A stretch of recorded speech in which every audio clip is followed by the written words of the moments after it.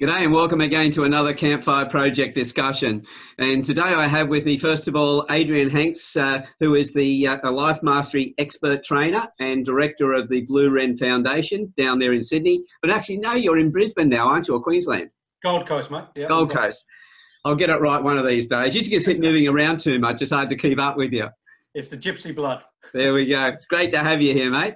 Then we also have Rama Raphael, who is up in Byron Bay, who is also a director of the Blue Wren Foundation. How are you, Rama? Hi, Alan. It's great to have you here, mate, because we had both you and Adrian on a chat not too long ago, and we had a lot of fun then, so I'm looking forward to what we actually cover today as well. And then down in Sydney, we have Tony Thompson, who is the CEO of Black Opal Properties. How are you, Tony? Good, very good, thanks. It's great to have you here on the session as well. So the subject today that, Adrian, that you sent through was purpose, power and vocation. So I'd love you to tell everybody why that was an important subject to you and then lead us off into the conversation, if you would, please. Yeah, look, when I was chatting away with Ram and yourself trying to find a topic for today, it was very much about that masculine energy, and there's been so much in the press lately about that, the masculine, the lack of masculinity, toxic masculinity, and a lot of negativity. And I thought, how about bringing back some positivity in terms of that power and purpose and vocation that I feel is so important for men? Because I feel, having worked with men for many, many years, a lot of men have lost that power. They've lost the purpose. They've lost that sense of vocation. And there are a lot of lost men out there because of those three things in particular that they're not connected to. So I thought today would be a great discussion on bringing that to the table and asking the question of how can we reconnect to those aspects of our being and what do they really mean for us? What are the contexts of those, and how can we go deeper down the rabbit hole in understanding them? So really looking forward to that conversation today to bring that in for the men and the women, of course, listening in about what that sense is for us as men. Thank you for that. And Rama, you work with men as well. So your views on that as far as the amount of disconnection that we've got, what are your comments around that area? Well, when Adrian and I were chatting about our topic for today, there's another P word that comes up. There's purpose and vocation and power, but there's also passion. And these ideas and they're actually deep feelings in our being are fundamental to who we are as men, as distinct from, let us say, the passion and purpose of women in terms of childbirth. And very much, and it's wonderful to see the younger men really stepping up into the passion and the power of fatherhood and really taking fathering as distinct from mothering, the very specific, unique role of the father in the family, and taking that on board as a real vocation, as primarily the most important job on the planet. And it definitely is an extremely important role, because if we don't have the mothers provide that nurturing, they set up the domestic boundaries for the child. So that early stage is extremely important for the mother to be there. I raised 3 boys on my own, and trying to do that role, I found a great respect for women and just how difficult that is. Yeah, absolutely, yeah. And so, there's this sheer recognition of that. And there is, I'll compartmentalize a little here, because there are the components of power and passion and vocation that we can allot to fathering, and the fundamental need for that, and the fundamental need for in a sense, the return of the father, the return of, if you like, the sacred father energy, the purposeful and passionate father who knows how to set a boundary and also knows the power of stillness. And we can see this in the birth matrix, where the woman is surrendered to the power of birth, the birth energy moving through her, and the father offers a ring of protection, if you like, and holds a stillness, not a rigidity, but a stillness and a support as his woman goes through the primal passion of birthing. But I'd like to move it a little more into our areas of work, our areas of, if you like, destiny, and what brings us here, what brings us to the planet, what our mission is, what turns us on in terms of our creativity and our work and our direction. And more, we're seeing what's needed. And the younger ones we can see now, they know the power of collaboration on a global sense.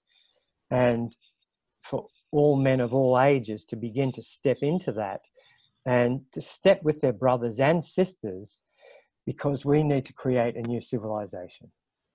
We've been going the wrong way for quite some time. And I'm glad you brought it to talking about our vocation at work and everything else, because we've got, I believe now, as far as disengaged employers, about 87% of employees are disengaged. They just don't want to be there at work. That's then flowing onto their home life and everything else. So we need some major changes in the way that we're doing things. We need better leadership. The Aboriginals have what they call the 6 L's, and the last one being leadership. But before you can get to that leadership role, they have their law, L-O-R-E, not legal law, but their culture. You have to understand where you've come from and where you're going to. Once you've got that, you've got to really love what you're doing, because if you don't love it, you're not going to get anywhere. Then the next 3 stages is look, listen and learn. When you do all that, then you finally get to the stage where you can lead. And what we're finding is that in organisations, when I'm looking at corporations, there's very little leadership, plenty of management, but very little leadership. And so there's just that day-to-day connection as well that we're missing. Tony, you run an organisation. You don't actually, work with men's groups, but it's more in business, and you have people working with you all the time. What are you finding in the purpose, the passion, and the vocation? Are people really connected, or are you finding they're disconnected? I'll speak for myself first of all, because I came out of a 25-year marriage where I brought up 2 of my daughters plus 4 other 3 sons and a daughter of my ex-wife's as well, which was bloody hard work. But and coming out of the out of the marriage and going through the divorce and everything knocked me around. So I've done a lot of work on myself over the last few months or few years. But over the last few months, I've sort of come to the position where what I see was that I gave everything to them, her and the kids, and didn't take anything for myself during that period. And I think there's a hell of a lot of that out there where the man in the family's got to be the protector and so on. But by the time he goes out and works, and especially if it's a job that he's not enjoying, he goes out and works, he comes home, he does the bits around the house that he's got to do, he does the bits with the kids that he's got to do. There's no time left for him, and that's where I think a lot of the disconnect comes in. I see it, I notice it on the trains, if I'm jumping on a train or even walking down the streets of Sydney of a morning at peak hour. No one's got a smile on their face, so the disconnect with work is unbelievable. They're going in there because they have to. I've got a few guys working with me at the moment. One of them is ex-army and has gone through, PTSD and things like that with what he's done. He's done about 8 visits to Afghanistan, whatever you call them. I can't think what you call them, but he does about 8 visits to Afghanistan, and so he's got issues of his own to deal with, but it's keeping the excitement up with the work and so on, and having it where I don't have it where I tell him exactly what to do and everything, and with everything that we do at the moment, especially with us growing, he does a hell of a lot of work with me on, I'll write something that I'm going to send out to people, and he checks it and fixes it up. And because of that involvement with everything in it, he's having a ball. And I think in looking at it, when you've got the disconnect at home, you go to work and have disconnect as well. Where is it that you actually get that passion from? I've found it. We've spoken about the Entourage before, and I found it at the Entourage where I worked through the purpose playbook, and it really it was a very, very hard thing to look at and go through how you're feeling and so on, but it made me look at myself and look at the disconnect that I had with myself. And actually funny, I was at a workshop on the weekend and I heard Chris Howard talk about how did he put it, that the subconscious mind is out of rapport with the conscious mind, which was a great way of putting it. And for me, that explained exactly how I was feeling with it, where I couldn't find passion anywhere. And it took a lot of work to get that passion back. So. Yeah, and there's a bit of a problem. We spend so much time doing all the stuff that we believe that we have to do. And it's like, I work with a lot of people who are carers, for instance, and they go, I'm totally exhausted, but I've got to keep being there. I've got to be there for the other person. And it's only when I point out to them that they're now robbing that other person by being there. And they say, what are you talking about? I say, well, you're totally exhausted. You're there trying to help that other person. If you weren't there, then somebody else would be doing it who's better equipped in that particular time.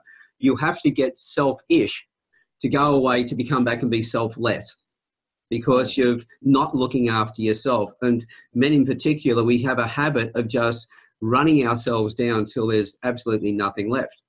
And so we have a long lineage of sacrifice. The litany of the wars are about sacrificing the males, literally. Injury, death, PTSD. And we need to move from the sense of sacrifice into a sense of how to nurture and have balance, because the system itself is out of balance.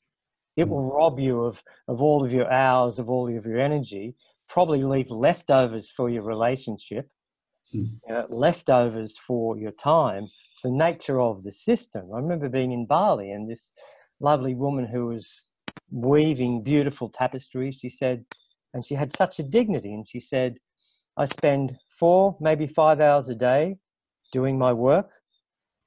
Then I have time for my family. Then I have time for my spiritual life. But the Western system consumes, and the sacrifice ethos is still so strong. And in a way, we have to, take the reins of that and say, it's simply not good enough. And to not be thrown on the scrap heap after 50, 60, 70 years, exhausted with not much to give. And so that needs to come back into balance by accessing the nurturer. And what that means, that might mean, in my case, going surfing.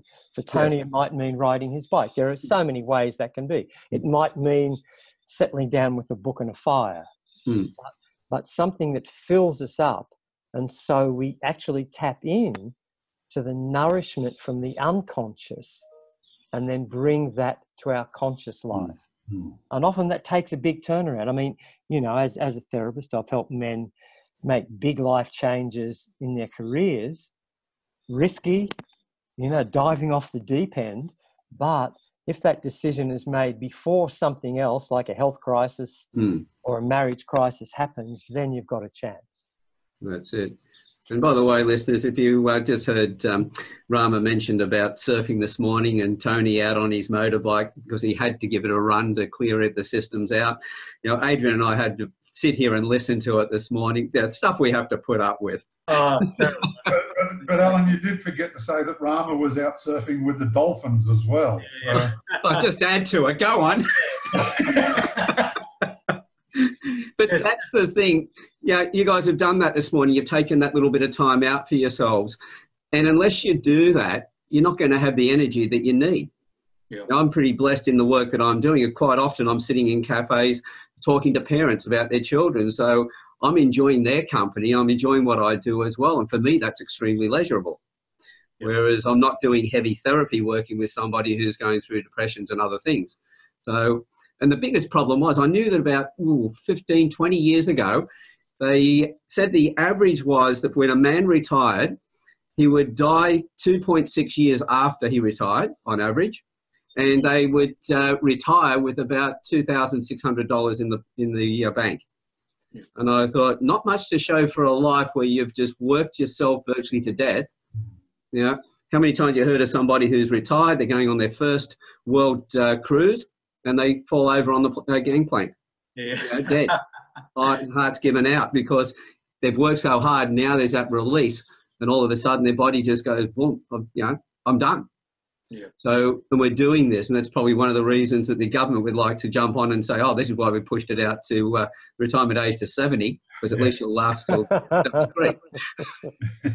Well, I think on that, and Alan, there's a bit of a quadrant I like to use with, particularly when I'm working with men, is the physical, the emotional, the mental, and the spiritual.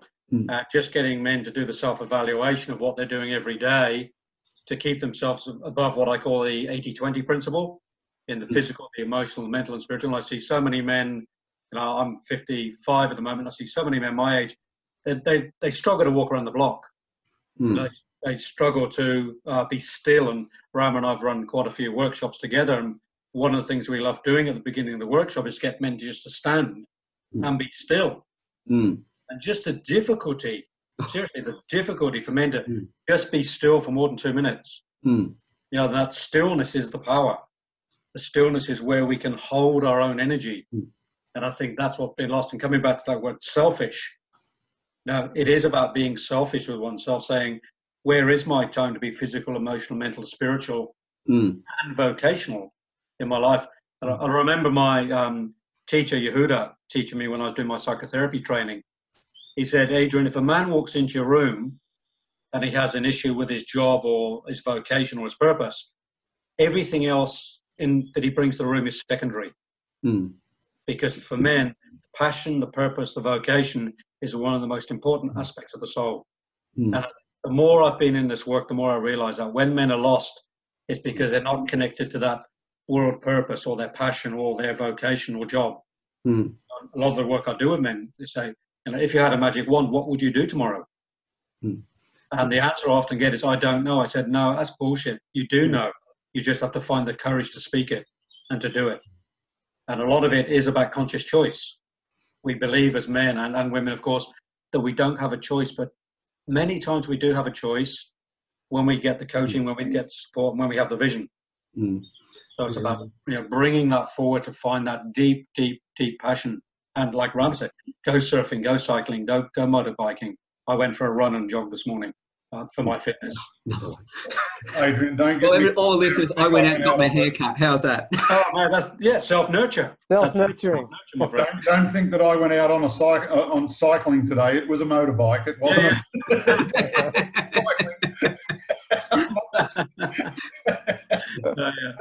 In saying that, I talk to a lot of people in the business that I'm in, talking to them about their goals and things, and a lot of people. And I find it that it's especially men don't have the goals. We've got to help instill them in them sometimes. When someone's sitting there looking at an investment property, for instance, we talk to them about what are their future goals and so on. And a lot of the time, the wife has a fairly distinct idea of what they want, and he doesn't. And what he's doing is working. And it's where...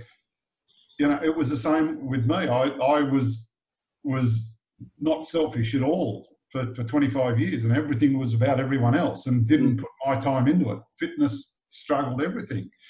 And I see this all the time where, they're not putting time for themselves and they're not putting thought into themselves. Exactly. It's... When you totally exhaust yourself, as I said, you're no good to anybody. But one of the biggest problems is we look at the suicide rates between 15 and 19. It's the highest rate for boys. And think about it, around that 15, they've missed the age of around about 14 is where they would start their rite of passage in ancient times.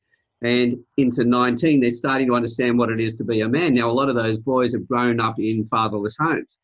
And so they have no, as I said, mum sets up the domestic boundaries, but dad sets up the world boundaries. And between the two, they guide the children to that external boundary, where then they've got some direction when they step through it. They know where they're going, but the boys have got no idea because there's no one guiding them along. And the next level is around about the 45 age group. There's a next higher suicide rate because now the kids are growing up. Quite often they're going through redundancies and everything else. And if they've gone through a redundancy, that's virtually your employer has told you that you're no longer good enough to be the provider for your family. And I quite often hear women say, oh, but why they get so upset about it? And I go, well, you're wired differently. It's the same to a man when he gets made redundant, as if I said to you, I'll take your children off you because you're not good enough to be a mother. That's the power of the connection at that age. This is one of the reasons why so many men, the kids are growing up, they're no longer the protector of their children. They're no longer, most of them are unhappy at work. And so what's the extent from there? I know our road tolls have recently gone up, and I quite often wonder how many of those are not accidents, but suicides. Lots. Yeah. You know? Oh, he fell asleep at the wheel. No. Yeah. So we need to address the despair factor here, because what's emerging with our younger people with movements like Extinction Rebellion and even the kids who are taking the day off school to protest about climate change inaction. And so there is a level of despair running through the culture from the young to the old for various reasons. And again, we could call it a spiritual malaise, but it's an emotional malaise as well, or an emotional lack, because we haven't been taught that the fullness of life doesn't exist just in the external world, but the drive to actually create is inherent within every single human being, but the machine does not always honor the creativity. I mean, a redundancy package, as you know, crisis driven as it is, represents an opportunity to dive into something very different. I remember listening to this local radio show where this guy was very knowledgeable about music, and he was setting up funding to support local musicians. And the interviewer said to him, and he said, and Billy said, I believe you had a career change the last 2 years. Yeah, he said, yeah, 3 years ago, I was a Qantas international pilot, right?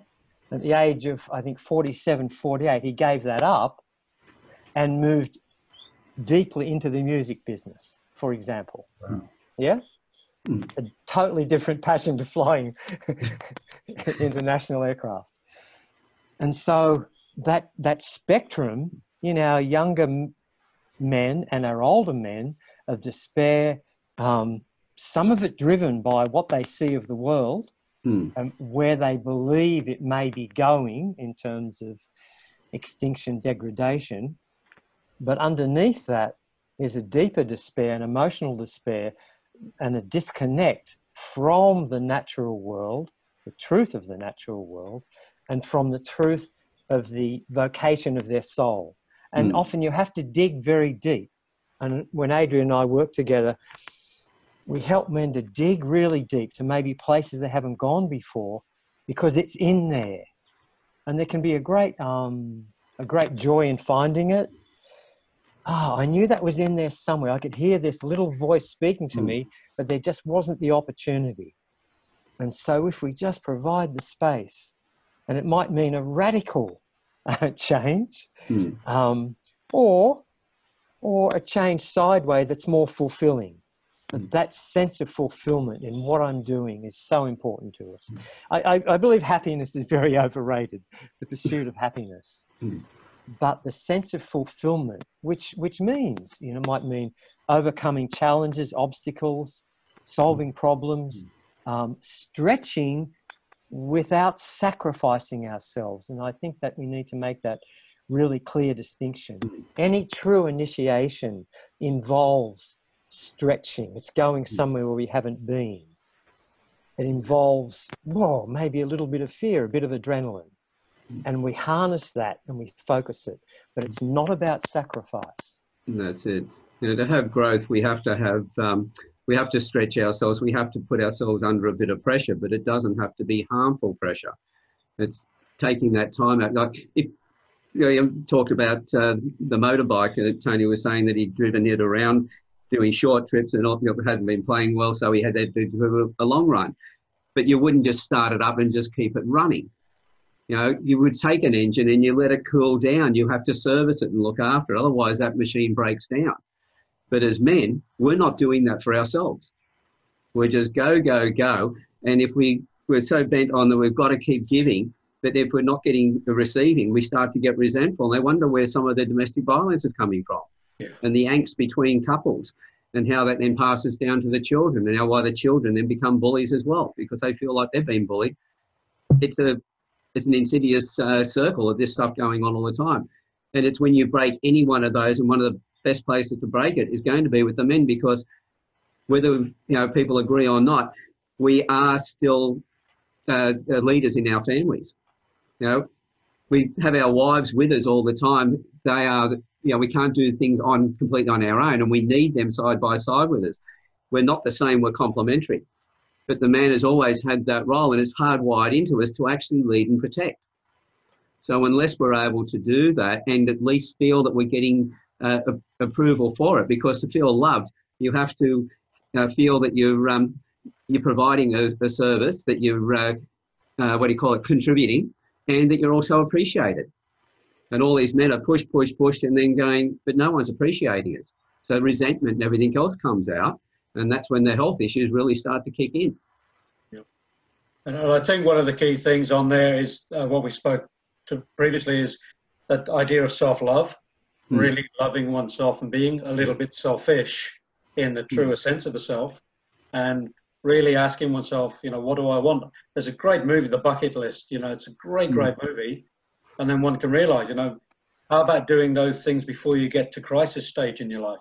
How about writing the bucket list in your 20s and 30s and 40s and start to tick some of those things off that one wants to do, particularly around the passionate things. I know I've got my bucket list and I'm ticking them off weekly, monthly, annually, because I don't want to wait until I'm in a crisis phase. Well, I'm actually choosing not to go into crisis. That's the consciously. I don't want to go into health crisis. I'm trying to avert that already. And I think a lot of it is prevention. How can we prevent ourselves from getting to that space? Well, that's taking the time for oneself. It is about getting clear on what the journey is, getting the passion. So a lot of it for me is about preventing the health issues, preventing the mental health issues, preventing spiritual malaise, and actually asking oneself, no, what do I want? And that might be a good question for the men and the women, of course, listening in now, to ask that question. Get your pen and paper and write down the bucket list. What do I want to do in the next 5 or 10 or 20 years? And then start to take action to actually bring those into realization. I think it's so important. And when you make that list out, it's not a matter of sort of going, oh, what really fits and what doesn't. Be extravagant with it, because it's a list. You can follow up on it. You can go later on, oh, no, that's not really something I want to do. That was just fanciful or whatever. But at least start that list, because that then gets the mind thinking and everything else. And taking that little bit of time out is changing your focus as well. There's health in itself. It's not about preventing all these other things. If we're on purpose and moving forward, all those other things just fall into line. Yeah. Okay. If you have to go and do preventative maintenance without having the care up front, then you're going to have some problems along the way, because you're going to be fixing stuff that's already happened. Yeah. But if you take the focus out there in front, then you're away. Tony? I also think that part of it's from growing up young, where, when around our sort of ages, we didn't have games inside and things like that. We were always outside. And you had to make your own fun. And a lot of it was where the imagination has gone now. I was sitting in a cafe the other day, and there was one of the kids was outside playing, and I was talking to the parents and said, it's great to see a young kid with some imagination, because he was playing by himself. He had a game. I don't know what he was doing, but he was full onto it, and he was talking to himself and as though he was talking to someone else. He was having a ball, and I think a lot of that's lost all. It gets to an age where it gets taken out of us, where we're not allowed to do that now as young kids.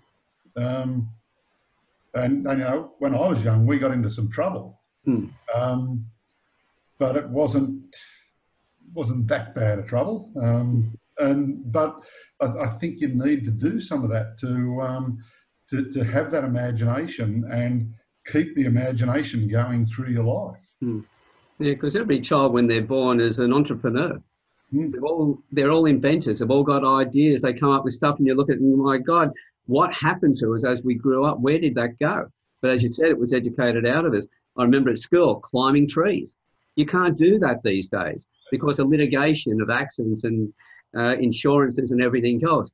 And then we have helicopter parents who wrap their children in a bubble to protect them. Well, that's not about the child. That's about the parent themselves, because that child then grows up with no boundaries, no idea, because mum's kept them so wrapped up and dad has never had the chance then to put those world boundaries in place. And we wonder why at the age, we don't let them get into a scrap when they're 7 years old with their mates. How much trouble can they get into then in a fight? But we wait until they're 24 and they're in a pub with a full gut of beer and an empty beer glass, and we wonder why they're hitting somebody, because they haven't got the social understandings. They haven't actually felt any pain along the way to know what it feels like to do that. So we're doing a lot of damage to our children. I look back and think of what I went through, and one of the things I maintained, because I was raising my boys on my own, they were 4, 11 and 12 at the time, and yeah, a number of times I go to the hospital because of broken bones and things like that, or scrapes, but they've grown up with that understanding and they're raising their children the same way. And one of their biggest fears is the way they cannot speak to their child or whatever, the things they've got to be so politically correct about, that they even recognise that it's damaging their relationship with their children. Mm. And I think that's something that we really need to look at a lot more closely.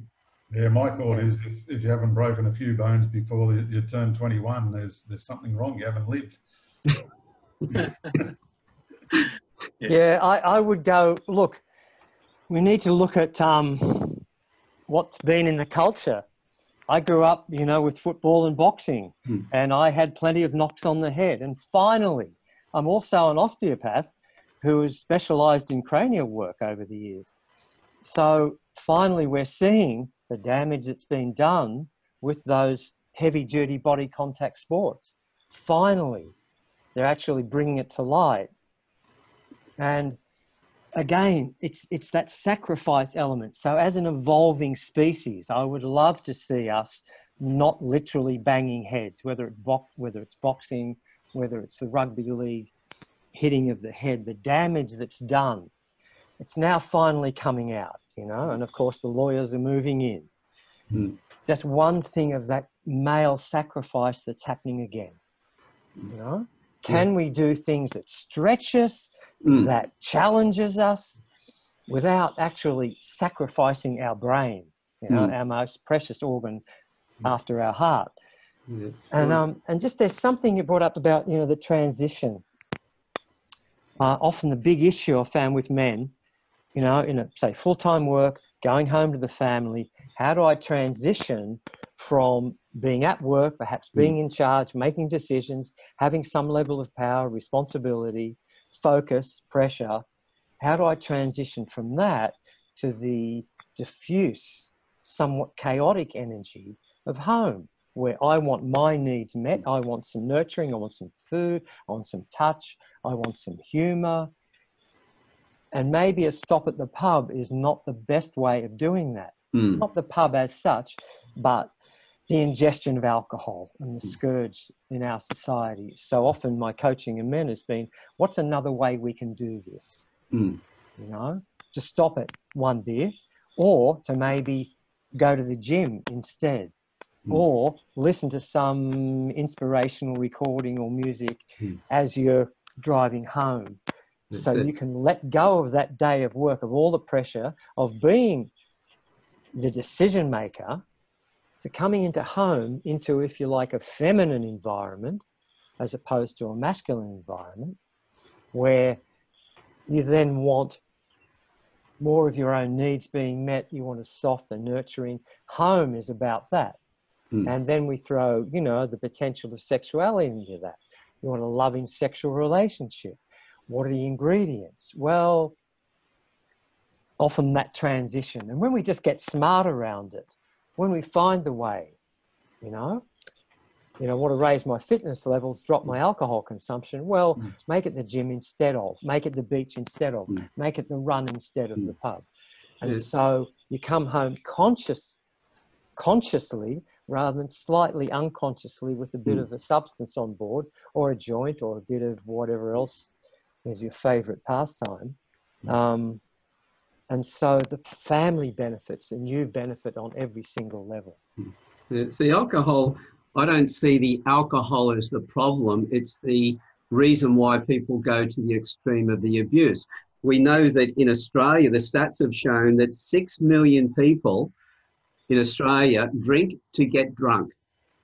So that's where the problem is. It's the, why do they actually go out and drink to that level so they get themselves so numb from the alcohol, and that then just causes other problems.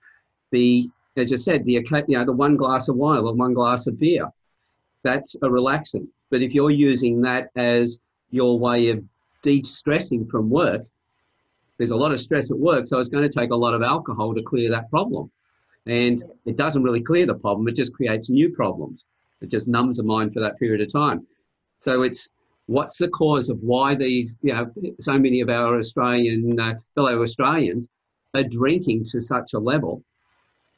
Yeah, we could go to Russia, we could go to any country in the world, and the issue with alcohol will be the same. And you asked, Alan, you asked the question, why do 6 million need to drink to get drunk? The answer I give would be threefold. The first is to relieve pressure. The second is to not deal with my emotional pain. To not even have the skills or the awareness to deal with what is undealt with from my own personal pain. We've all got it. That's factor number 2. And factor number 3 is the nature of alcohol itself, which deadens sensitivity. Yeah. So I would say that a threefold prong there that says, I want a radically altered state of consciousness, which is a natural human impulse, but there are much healthier and more conscious ways of getting there. That's it. You get to that level where you've killed, you numb yourself, and then you find a lot of those people then start to self-harm. And self-harming is all about seeing if they can feel again, because they've taken themselves so far into one direction, now they want to come back. And this is another reason with young girls, we find so many younger people, both boys and girls, but more so with girls, self-harming. That's all about feeling again. They just want to feel. And that's why they're slashing and cutting themselves. So we go through a cycle where we want to numb ourselves down, and then we have other people who are then going, well, we've numbed ourselves down so far, now I want to feel again. But they're doing it in an inappropriate way to do it.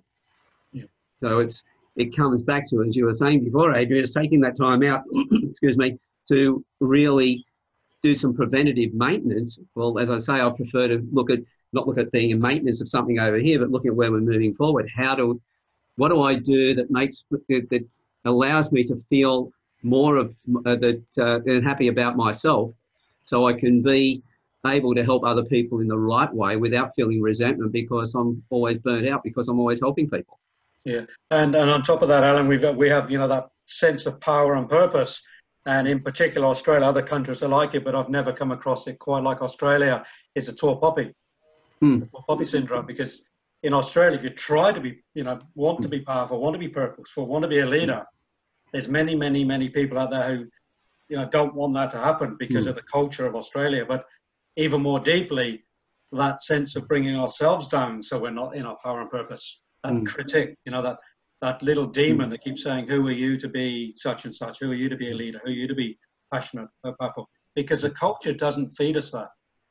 It just, culturally, particularly, in Australia, to be of high standing or to be in a place of leadership, it's actually negated, it's put down rather than encouraged. That's it. And it's pretty sad because without that leadership, without those male roles for the younger men, they get lost even faster than they're going to get lost anywhere in the journey. Yeah. So how do we step up as men in our power, with some courage, with some vulnerability, finding that passion for leadership and finding that passion to be a man. Mm. And that is back to that question again of how much do I love myself to step into that space? And it really is a question. I say to men, metaphorically, can you stand in front of a mirror and look at yourself in the mirror and say, I'm a good man. I'm a powerful man. I'm a passionate man. I'm a vocational man. And how often does that get dragged away to looking at our physical shape and gauging ourselves on that? How much have we gone down that line? I was laughing at myself the other day. We had the gardeners come around and they, trim the hedge. And I went out, I looked out and there was one leaf sticking up. And I went, oh, that's sticking up. You should take that off. And then I had a conversation just shortly after that about the tall poppy syndromes. And I just started laughing at myself. See, in Australia, as soon as we stick our head up, they'll cut it off. As soon as you start to achieve, they'll cut it off, which is different to America. They will allow you to extend yourself to a certain level and they'll get behind you and they'll push you up to that level. But when you get to just beyond a particular point and the arrogance or whatever other people see, they'll then cut you off. So at least Americans let you grow and see what it's like on the other side. Up here, it's like a meerkat. As soon as you stick your head up, you're going to get it taken off. You've got to keep it down. So that's something particular to Australian society as well. Yeah, it is. It's really powerful here. One of the things is, like I knew in the media, every time a sports star had done something like an Olympic star or whatever, really performed well, and we hear them talking on camera, they have to be so humble, but it's a false humility. It's where they're keying it down and everything else, which also works on their subconscious mind that holds their performance down, and they never reach their full potential because they're dumbing it down as well. Yeah. How do we get beyond doing that to ourselves and doing it? Self-love, back to self-love. Continue. Yeah, like when we ask, if we've got a circle of men, we ask this really simple question. Right now, what percentage, what number would you put on the way in which you love yourself right now?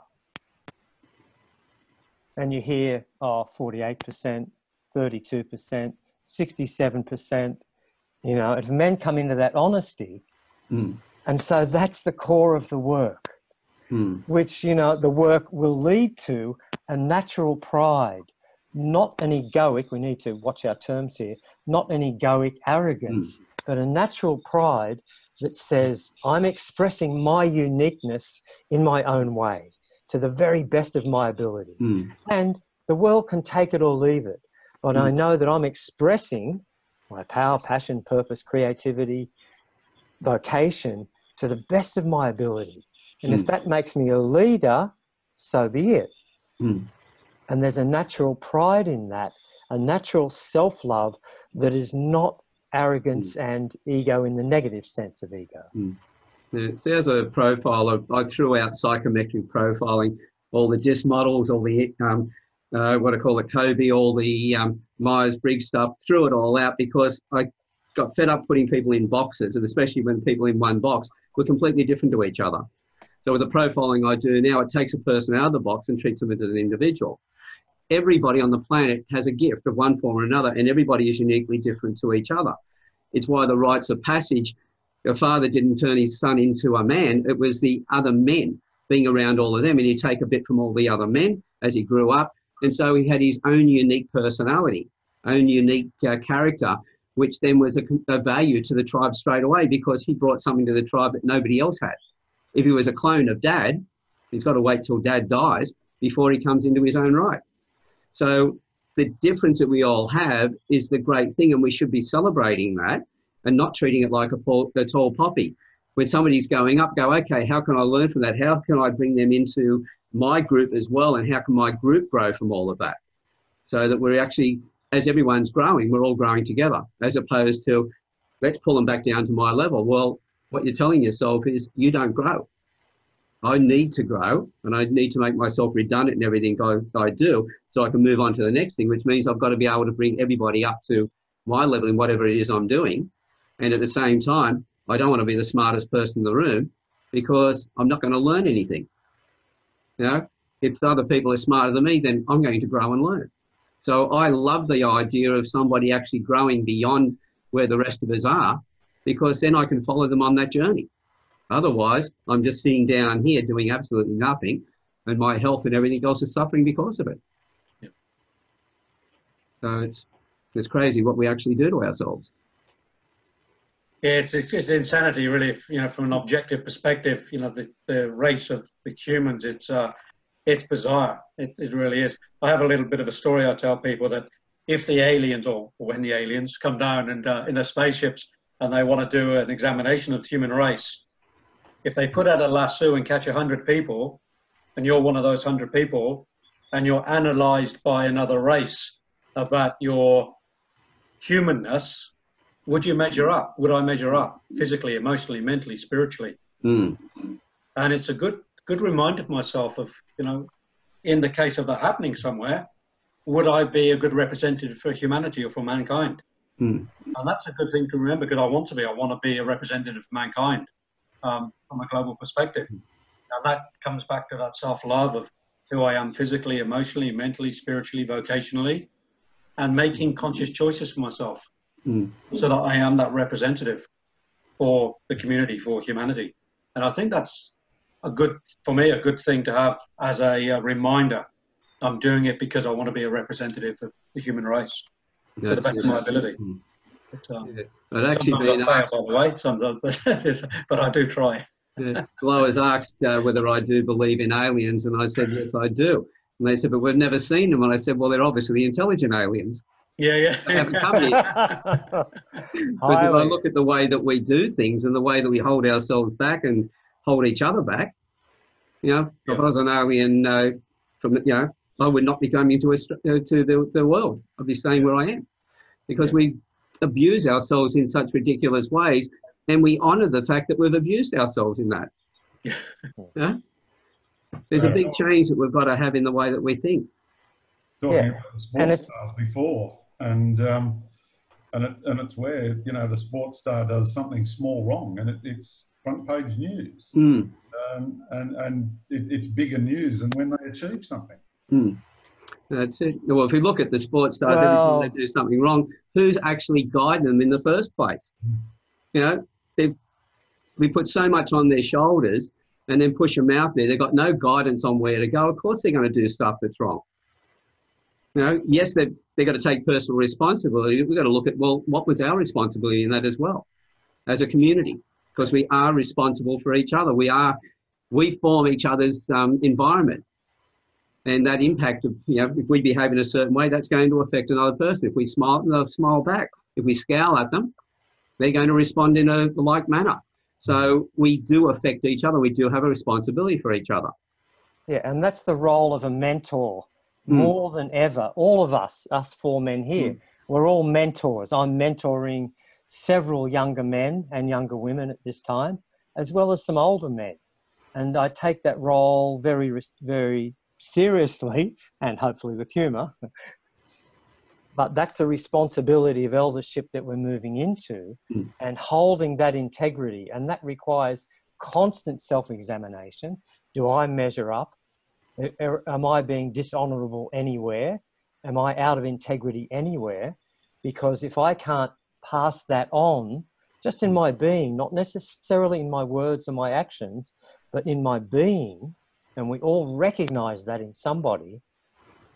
And so as we keep moving more and more and deeper into those roles of eldership that have not been delineated for us in Western culture, a lot of the power is held by boys in older bodies, white men in older bodies. And, we know the destruction that causes. Yeah.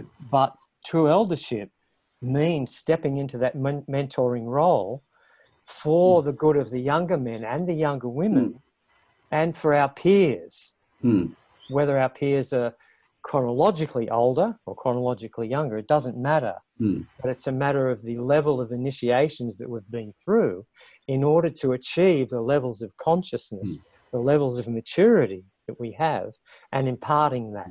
And we're all on this endless and ever-expanding journey that is consciousness, and it doesn't stop when we die. But we need to take that responsibility and share it with each other.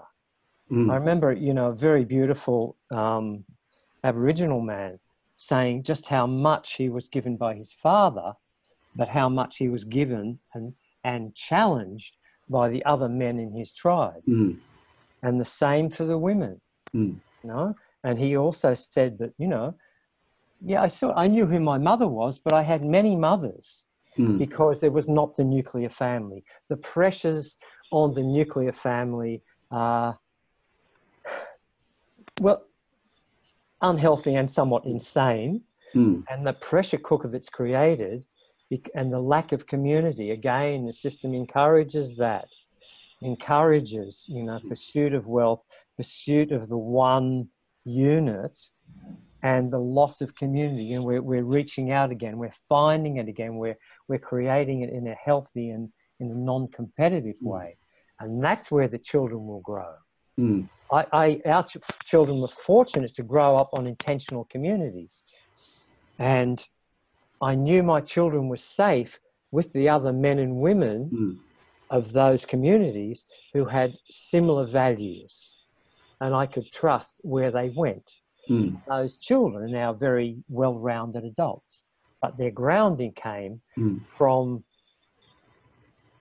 not so much the intensity of the nuclear family. That was the core and the home, but there are other opportunities for a lot of other quality teachings coming from those other men and women. And that's always been the thing. It's been the community that, you know, to raise the child and everything else. And, you know, when I went through initiation, my youngest boy decided he wanted to follow me through. He was 16 at the time. And when I took him out, and the elders said to me, well, what do you want us to do? And I said, well, my job was to get him ready for this. Your job is to turn him into a man. And they said, well, what's your job? And I went, well, you've got sons, haven't you? And they went, you've got it. You understand that it was the group of men they would take their responsibility seriously. They would guide the boy, and the boy then would learn from all of them. And as I said before, take that little bit of each man and create his own identity, so that he came to that point where he was then, if he had a family, he'd become the head of his family. He's also a leader in the group. He's not the man, but he's a man. And that's what we're all striving to do. If you're a good mentor and everything else, you're a man. You're not trying to be the man. We're not trying to. And I think this is where we need to look at the tall poppy syndrome. Is that person sticking their neck out because they just want to be arrogant? They want to be the person right out there. Well, we probably don't need those. But if the person is raising themselves up so they can be a better man, so that they can be there for other people and raise their community up, then we should stop cutting them down, because we're cutting ourselves down when we do that. We allow them to grow and to step up, and then we look at what they're doing and go, okay, yep, that's in line with where we're heading. Now let's promote them further. How do we then join them? How do we get up to that level ourselves and grow? And I think there's two fundamental questions that men can ask themselves in that journey. Is the first one, which is the universal question, is who am I? And the other one is, what's my purpose? Because we all, at some level, I believe, I mean, there's a lot of conjecture around this. Some people saying, forget the purpose, forget goals, you know, just be in the flow. Well, I say, if you're just in the flow, you're going to get hit by the rocks. You're going to get hit by the bank of the river, because even sticks in the flow get bounced around.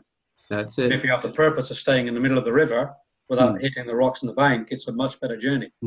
Because it's a controlled flow. You're going with the flow of the water, but you're actually taking responsibility. It's like The Secret. They put it out and they said, right, put it out the universe will provide. But even in the Bible, it's all about, what are you doing to make yourself ready?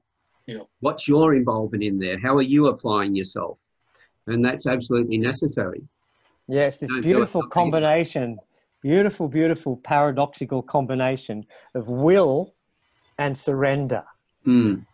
Focus, discipline, will, purpose, balanced with a surrender, a letting go. And this is a beautiful, wonderful, and divine paradox. And we set our course in the river, but we allow the power of the river to propel us forward. And that's a constant. And the two virtues for men of strength and humility, balancing strength in all its connotations, and balancing humility, and balancing vulnerability, and balancing gratitude. I mean, God, it's Australia. I mean, look at the lives we have, the choice of living here. We have so much to be grateful for. Yeah, and vulnerability. you know, for men to learn what that means in its truest sense, which is to be open to the universe, to open to possibilities, to open to guidance from our higher mind. The women, it comes more naturally. They have to be open to menstruate. They have to be very open to birth babies. We have to learn to let go of control, to be truly vulnerable, to allow the flow of that river to come through us and align it with our direction in the river. Beautiful paradoxes, as is all of life. One big paradox, isn't it? Life really is. That's it. Yeah. So it's, as you said, it's having that flow, having that direction, the vulnerability I love. And this is one of the things that we've found with everyone that has been on the Campfire Project, on the one-on-one conversations in particular. They stepped into a place where, and some of the stories have been quite horrific of their backgrounds, they stepped in with that vulnerability and that trust that they could, you know, share their stories. They gave themselves permission to tell their stories. But as a community, in the Campfire Project, we have made this a safe place for them to be allowed to do that. They have been in control, but they've also showed their vulnerability, which has really shown their massive strength that they never would have been able to show unless they'd gone into that state of vulnerability. So I love the fact that so many words that we see as opposites really are so connected. It's like spiritual and material world. You can't have one without the other. You've got to have them working together. It's like an inside and outside. You can't have one without the other. So all these things, we look at some words and go, well, that's over here, but that's over there. We go, no. As you were just saying, Rama, they flow together so beautifully. So it's a lot of paradoxes there for us to contemplate. We'd be and Alan, I love looking over your shoulders.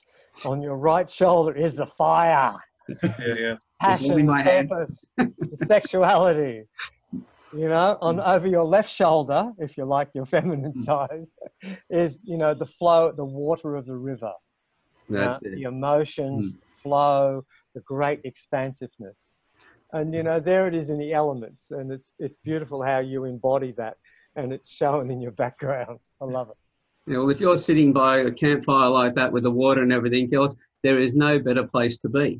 Yeah. The campfire on its own can be in a desert and everything else. Yes, that's the warmth on a cold night and things like that. But you need some water as well. But if you're just down by the water and there's no fire, there's nothing there to keep you warm. We're only getting half of in one situation, half in the other. When we bring it together, we've got all of it. It's one of the reasons I keep saying that men and women are complementary. It's like the fire and the water, as you just pointed out. They blend together beautifully. And it just depends on how we then put it together, as whether one completely drowns the other or the other one just heats the other one up until it gives off steam. Yeah. And I think on that is, you know, when each person in that relationship, whether it's male, male, female, female, or whatever it is, whether that's in brotherhood, sisterhood, family, community, having that purpose, self-purpose and community purpose, having self-power and community power, having self-passion and community passion, and bringing all that together in the mix, that's the magic. That's the magical ingredients. So we, you know, finding it in ourselves first, then sharing it with our partner, then our community, and then it can become global. But it has to start with self. Yeah. If We you have to don't start see with it in yourself, you'll never see it in others. Yeah, absolutely. Even just spending the time to look at what your values are and things like that has a big impact on what you do. Yeah.